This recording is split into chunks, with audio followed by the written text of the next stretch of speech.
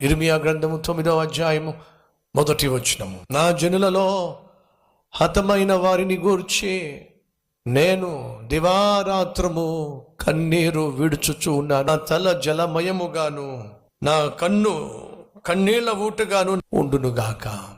కన్నీళ్లతో నా కన్నులు జలమయముగా నిండిపోవునుగాక. నా జనులలో నశించిపోతున్న వారిని బట్టి దివారాత్రము కన్నీరు కారుస్తున్నాను.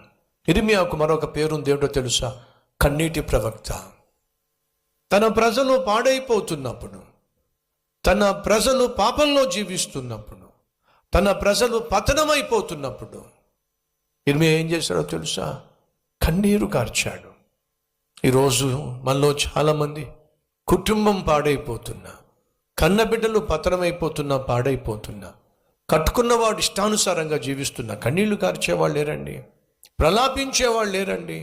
సంఘం కోసం, సేవ కోసం, సంఘ సభ్యుల కోసం, సంఘంలో సేవ చేసే సేవకుల కోసం కన్నీరు కార్చేవాళ్ళు ఏరండి? ఎక్కడండి? ఇర్మియా కన్నీటి ప్రవక్త. ఒకరోజు బిల్లీ గ్రాహం గారిని ఎవరో ప్రశ్నించారట, మీరు వాక్యాన్ని బోధిస్తున్నప్పుడు మీ నోటిలో నుండి బహుశక్తి బయటికి వెళ్తుంది, అది వెళ్ళి అనేక మంది హృదయాలను తాకుతూ ఉంది, అనేక మంది జీవితాలు బాగుపడుతున్నాయి. అంత శక్తివంతమైన సందేశాలు మీకు ఇవ్వడానికి, మీరు ఇవ్వడానికి మీ వెనుక ఉన్న శక్తి ఏమిటే అని చెప్పి బిల్లీ గ్రాహం గారిని ప్రశ్నించినప్పుడు, నా వెనుకున్న శక్తి మీరు తెలుసుకోవాలని ఆశపడుతున్నారా? అవునండి, అయితే రండి అని చెప్పి వారిని స్టేజ్ వెనక్కి తీసుకెళ్తే ఆ స్టేజ్ అడుగు భాగమున కొంతమంది సహోదరులు కన్నీళ్లు కారుస్తూ, గుండెలు బాదుకుంటూ, వచ్చిన వారి రక్షణార్థమై పడి ఏడుస్తూ ప్రార్థన చేస్తూ కనిపించారండి. వాళ్ళని చూపిస్తూ బిల్లీ గ్రాహం అంటున్నాడు, నేను ప్రకటించే శక్తివంతమైన సందేశాలకు వెనక ఉన్న మహాశక్తి వీరి కన్నీటి ప్రార్థన.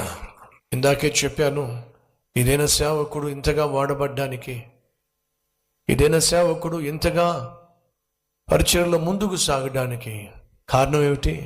ఇదైనా సేవకుని గురించి ప్రార్థించే మీరే. మరి మీలో ఎంతమంది దిన సేవకుని గురించి కన్నీరు కారుస్తారో నాకు తెలియదు.